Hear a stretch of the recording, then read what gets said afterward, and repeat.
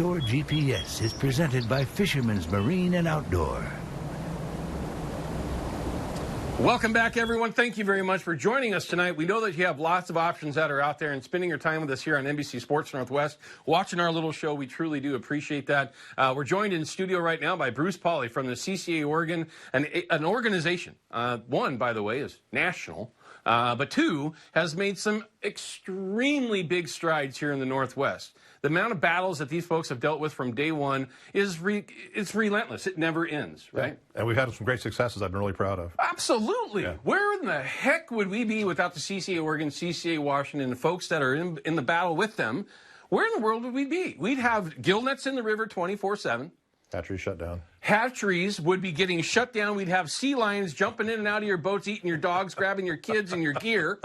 I'm not kidding. That was going on. Yeah, I know. You know, I mean, this is all stuff that if it wasn't hit head on by an organization that would focus on what they were trying to do, and I loved it. I was at the original meeting with Gary Loomis over in Vancouver at the golf course, and he kept coming back with money chest, war chest, right? Yep. A war chest, and we're all kind of scratching our head.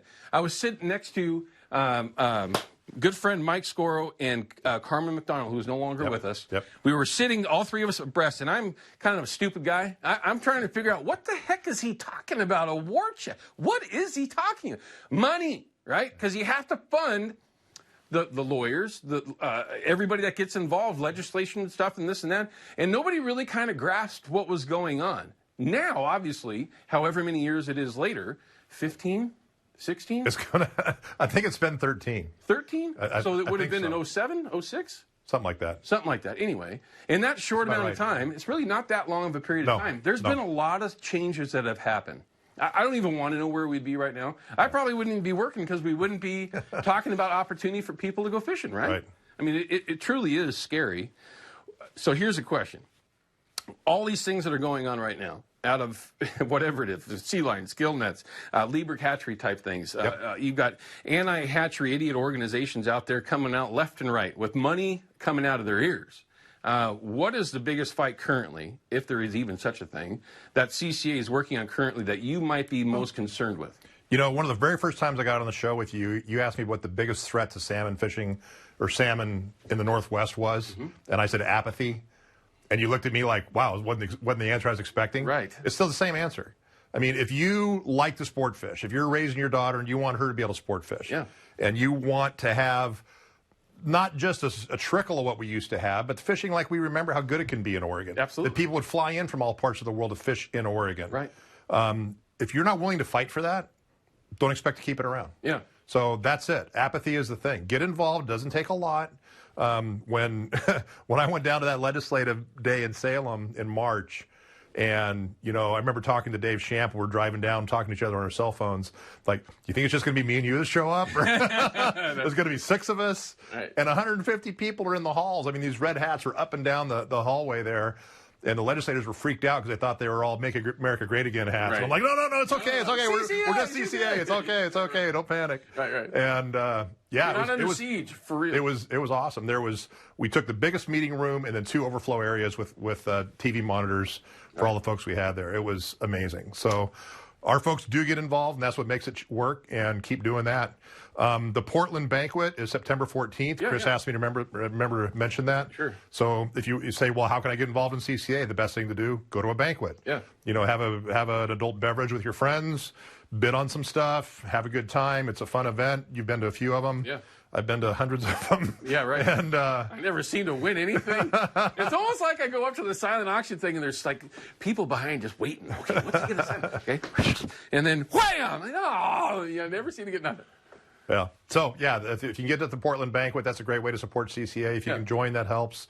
If you can get more involved, you know, contact your local chapter and ask what you can do to help out. Yeah. And, you know, contact your legislators. Let them know that you're involved. I love hearing people talk about that. I love it when people contact me and they say, oh, I sent this action alert out and what's going on this issue. And I'm like, wow, you've been reading your newsletters. That's awesome. Well, that's the thing. It's very easy to do. And again, I do seem to do this a lot. I don't play around on the internet, right? I'm not that kind of person. I just don't do that.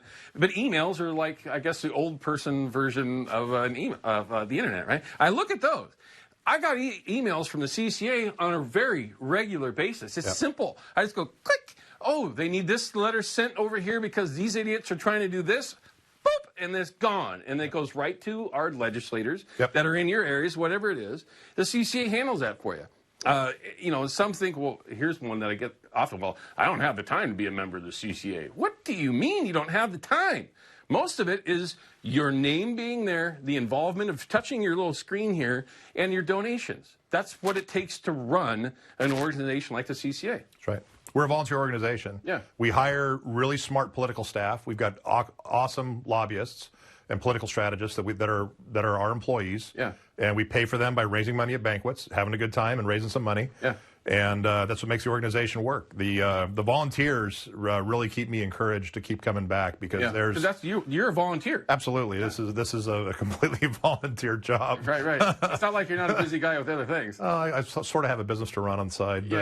But, but there's a bunch of other people that are working just as. I get to be out in front of a lot of people. I get to be like the face, unfortunately, for you guys, for CCA. But you know, there's hundreds of people that spend more hours than I do. That their names will never get out there, and they really motivate me to keep going. And they do a fantastic job. All the volunteers, everything behind the scenes. There's no question about it. Other groups that help get involved, and there's no shortage of them. You know, you've got some groups that are in the midst of helping you right now. I don't even know if I'm supposed to mention them or not. But at the very least, we're going to spend one more segment with Bruce Polley from the CCA Oregon, give you a way or two that you can become a member of the CCA Oregon, and you can even forward it to friends, right? You can go, hey, dummy, quit whining so much, and send it to them, right? You can email it or text it, whatever.